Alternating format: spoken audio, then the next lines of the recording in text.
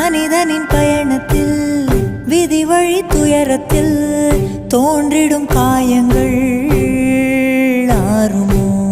அன்பையும் பண்பையும் அறிந்திடும் ஒரு மனம் வெறுப்பிலும் சினத்திலும் வாழுமோ?